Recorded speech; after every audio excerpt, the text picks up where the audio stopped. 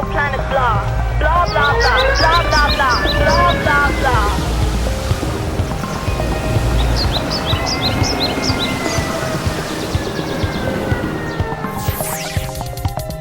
Kinka, klima eta natura krisia.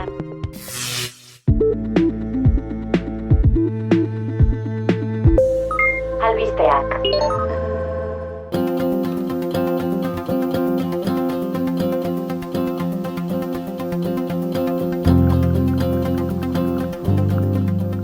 Kaixo entzule, zer moduz? Hemen duzu entzungai, Kinkaren atal berri bat eta esan bide batez, aste santuan etentxo bat egingo dugula eta maiatzaren 6an izango garela bueltan. Baina orain mamira, eta horretarako azken asteotako albisteak. Lemoizko zentralaren inguruan atorgune babestu izendatzeko eskatu dute. Herriko Etzandarri menditaldeak 2020an ekin zien lehen proposamena erakunde publikoei. Eta zentralaren auzia geldi dagoela ikusita proiektua ezagutarazten hasi dira. Forestaliak bertan behera utzi du Tauste eta Jundiz artean goi-tentsioko autobide bat egiteko proiektua. Nafarroa hegoaldea eta Arabako Errioxa zeharkatzekoa zen, eta egitasmoaren kontra ziren Nafarroako gobernua eta Arabako diputazioa. Enpresak ez dio aurkeztu azpiegitura eraikitzeko plana Espainiako Trantsizio Energetikoko Ministerioari. Zubietako erraustegiaren ingurumen baimena legezkoa den aztertuko du EAEko auzitegi nagusiak. Espainiako auzitegi konstituzionalak ebatzi duenez, EAEko auzitegi nagusia gurasosen babes judizialerako eskubidea urratu zuen. Etziolako zilegitasunik aitortu erraustegiaren ingurumen baimenaren kontra helegite bat aurkezteko.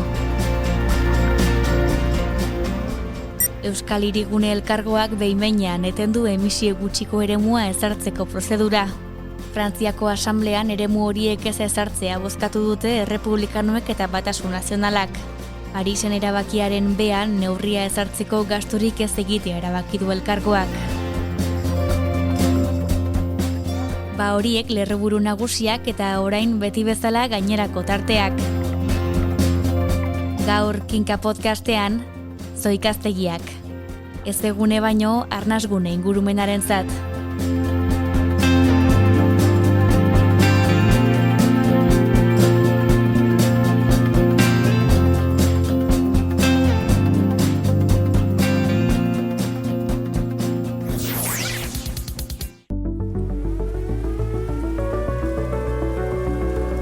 Albiste gehiago Kinkaren buletinean. Eman izena berria.eu satarian eta jaso ingurumen gaiei buruzko azken albisten berri zure posta elektronikoan. Kinkatik Kinkara.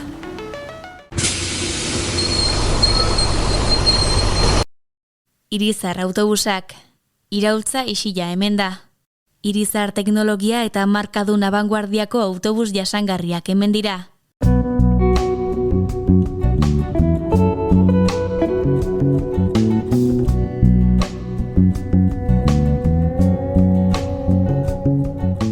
Nagore, kaixo, zer moduz? Kaixo Oli, ondo, eta zu? Ondo baita ere. Poste naiz. Ea, zer ikasiko dugu gaurkoan? Zerbitzu ekosistemiko ez aritu ginen aurrekoan, ekosistemei gizakioi ematen dizkiguten onurez, hain zuzen, eta gaur aldiz haien eskubidez arituko gara, naturaren eskubidez hain justu ere. Naturaren eskubidez orduan, ederki, bota ba, zer dira naturaren eskubideak? Terminoak adierazten duen bezala, naturaren beraren eskubideak dira. Ez du esan nahi inolaz ere, eskubide horiek betetzen edo errespetatzen direnik, baina aitortza bat da hala ere. Naturarekin edo natura tartean dagoenean guztiak ez duela balio nabarmentzen eta batez ere defendatzen duena. Ados, ulertu dut funtsa bai, oinarrian edo esan nahi duena, baina orain galdera bat Nagore. Zerri bilbide izan dute orduan naturaren eskubidek? Errespetatzen aldira edo aldarrikapen bat da praktika bat baino gehiago? Nik uste erantzuna tamalez nahiko argi dagoela, baina bilakaera izpide hitz egin dezakegu xeago. Nagusiki Ekuador eta Bolivia izan dira aitzindariak naturaren eskubideen aitortzan. Are, Ekuador da naturaren eskubidea konstituzio batean jasoak dituen herrialde bakarra. 2008an onartu zuen. Boliviak aldiz lege bat egin zuen 2012an, ama lurrari eskubideak aitortzeko. Naturaren eskubideen aitortzari dagokionez beraz, Ekuador eta Bolivia bi herrialde horiek kokatu behar ditugu goian, ezta? Eta hor barruan beste apunte bat. Ekuador da eskubide horiek konstituzio batean gordeta dituen estatu bakarra. Hori da, osongi. Aha, eta ozeanoaren alde honetan zein da egoera? Ez Ekuadorren eta Boliviaren neurri berean, inondik inora ere, baina Espainian adibidez, 2022ko Mar Menor legean eskubideak aitortzen zaizkio ingurune horri, muga batzuekin bada ere. Adibideren bat badago orduan, adibide solte bat izan arren, ezta? Bai, hemen gertatzen dena da Europako herrialdeak Europako Batasunaren parte diren heinean, merkatu ekonomiaren ereduari jarraitzen diotela, lehiakortasunean eta hazkundean oinarrituta. Eta hori oztopo bat da, Albert Noguera konstituzio zuzenbideko doktoreak berrian esan zuenez, naturaren eskubideen alderdi objektibo bat garatzeko, eredu ekonomikoaren eta garapen ereduaren eraldaketa eskatzen baitu. Ulertzen dut eraldaketa handi bat eskatzen duela, ezta? Eta zentzu horretan bide batez ere eraginkor bat jorratu alizateko, ez? Hori da, eta aipatu bezala Ekuador da eredu. Badugu nonduk ikasia orduan. Bai.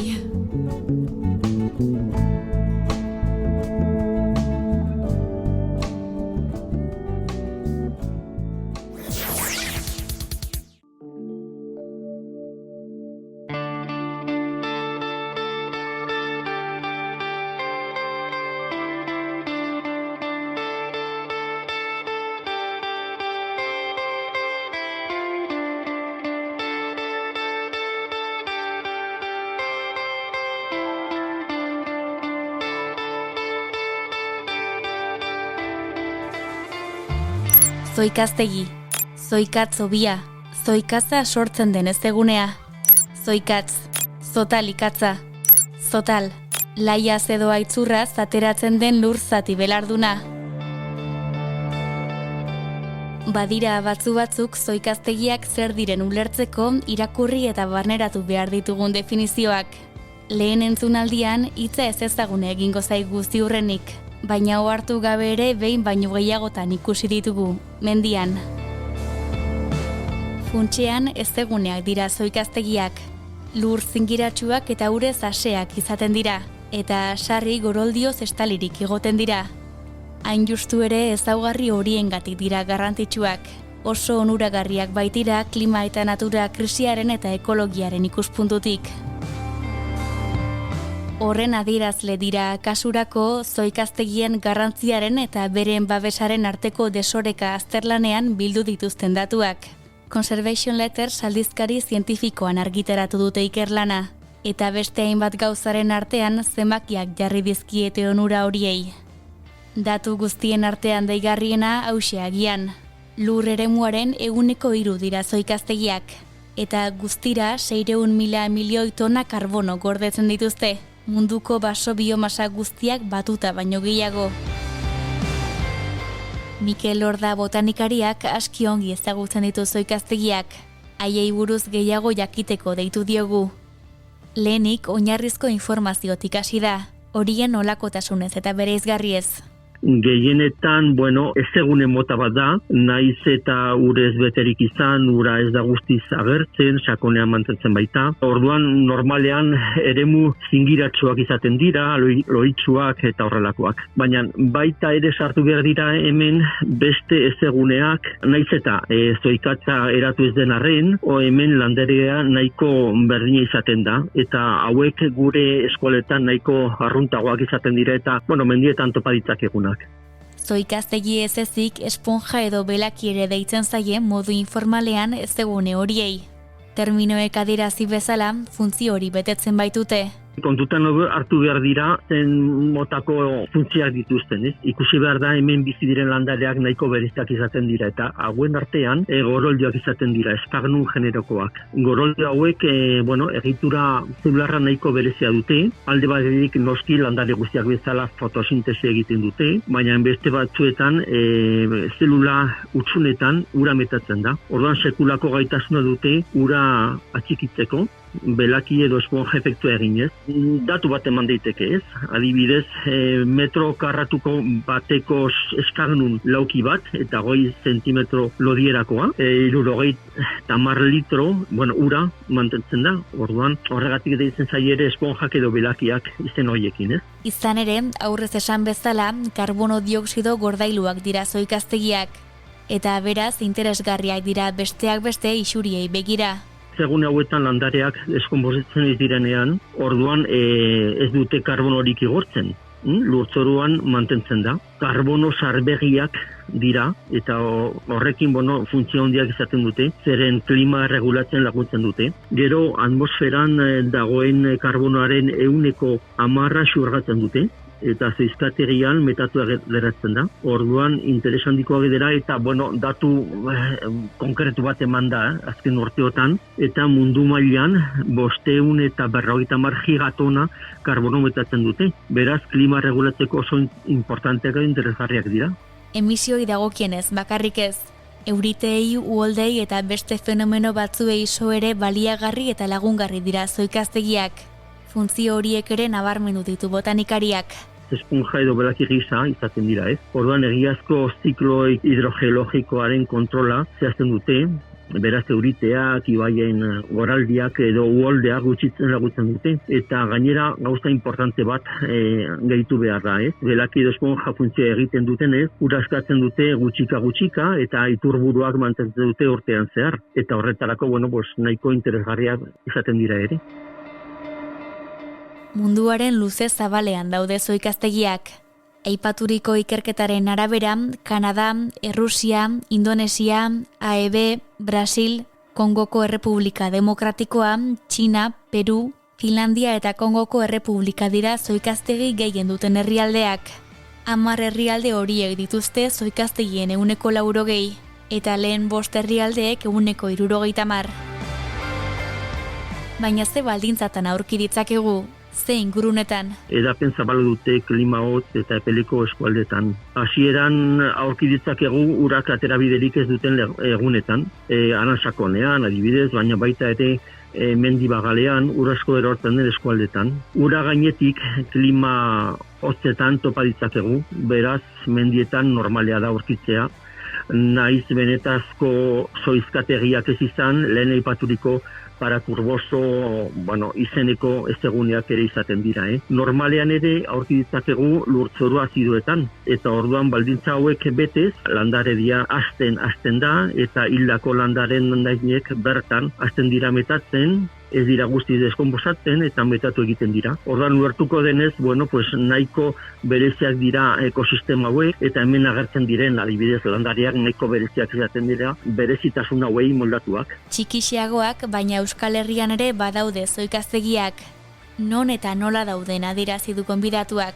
Gure eskualdekoak txikiagoak izaten dira, mendialdeko klimei lotuak, topa ditzakegun batez ere, ez, adibidez, iparraldean, Arbaila mendietan agertzen dira, Larrun mendikoa oso interesgarria da, Irati baso inguruan baita aurkitzen dira, Gipuzkoan oso interesgarriak izaten dira Osabelartza, Jaizkibelkoa, Bizkaian Saldropoa oso interes handikoa da, baina gaur egun egoera larrien aurkitzen da. Ordunteko inguruan, Los Tornos, Zaraman eta Nafarroan badaude, ez egun nahiko interesgarriak, adibidez Belatekoa, Axuri, Baiguran, Jauregi, Aroztegi, auritzen herri ondoan, Esteribarren, Anuen, badago horrelako ez eguneak nahiko, zabalduak gure eskualdetan. Horiek dira gelditzen diren zoikaztegiak, baina lehen baziren gehiago.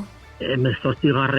mende arte ez duten bat ere fama honik. Normalean balio gutxikoak izaten ziren lurrak eta gainera osasun gaitzak izaten ziren, ez? Orduan denbora pasalak gero zoizkategiak derrenatu egin ziren ere, nekazaritza, abeltzaintza, basogintza eta erigintzarako gauzak ateratzeko, ez? Eta kasu batzuetan zoikatza erregai gisa edo erigintzarako erabilia, ez? Adibidez Aldropokoa eta Belatekoa barrena sarditezke, ez? Galdu egin ziren asko, beste batzuk galtzorian daude, baina zorionez gaur egun gizarteak administrazioa barne ohartu da ekosistema berriz hauek babestu behar direla eta babesteko neurriak hasi dira jartzen, ez? Beste kasuetan berreskuratzen lanetan ari dira eta saiatzen dira berreskuratzen neurriak interes handikoak, adibidez Saldropon, Belate, Natxuri, Xuriain, Maulitz eta honen antzeko beste turberak edo zoizkategiak adira saiatzen berreskuratzen.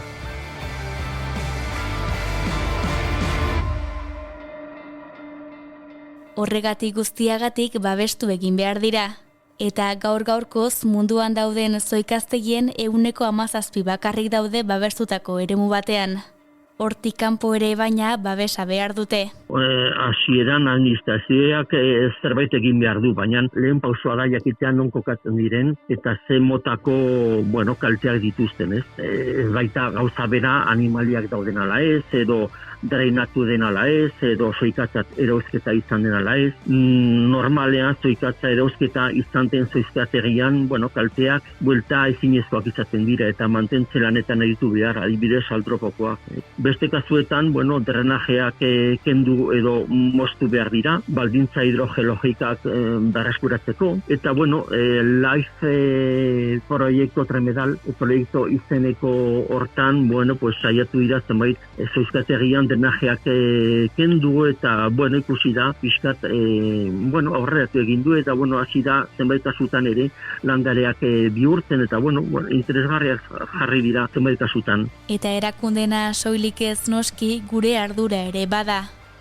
Mikel Lorda. Denon ardura da, ez gune hauek babesteko, ez, orduan, gizarteak jakin behar du, ez, ekosistema hauek nahiko interes handikoak izaten dira eta zerbitzu ekosistema asko ematen du gizarteari, orduan interes handikoak izaten dira eta naiz eta balore gutxikoak izan, azken urteotan behintzat administrazioak eta gizarteak ikusi du benetazko leku interesgarriak bihurtu direla eta horrela poliki ari gara zerbait egiten eta babesteko neurriak jarri dira eta gero esan behar da baita ere 2000 natur sarean sortuak direla gehienak eta orduan babespen neurriak izaten dira eta baina importanteena da denon artean jakitea leku interesgarriak direla eta saiatu behar garela denon artean babesten eta zaintzen egiten dituzten lanak oso interesgarriak dira guretzako.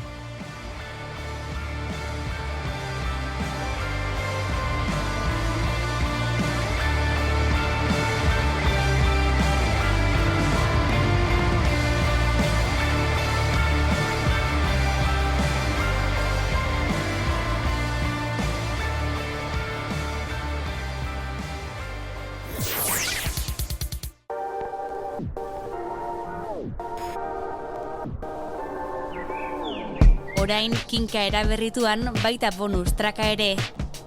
Hurrengo asteartean Mikel Lorda. Kinka, etorkizun bizigarriak irudikatzeko.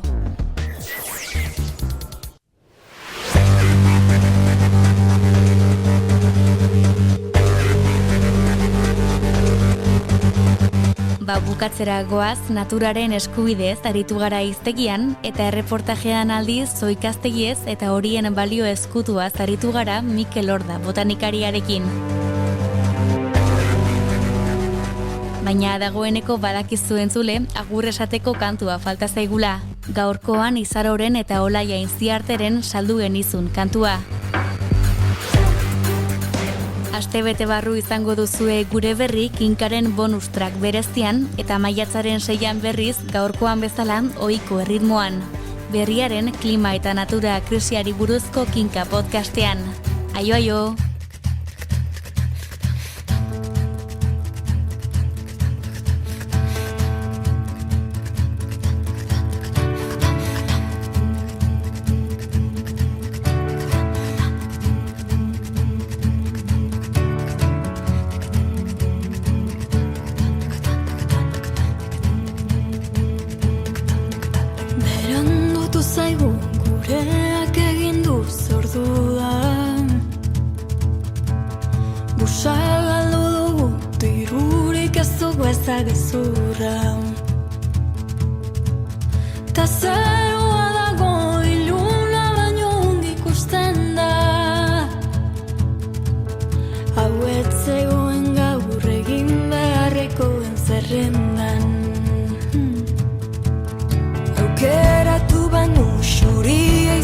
zen ezaldiek.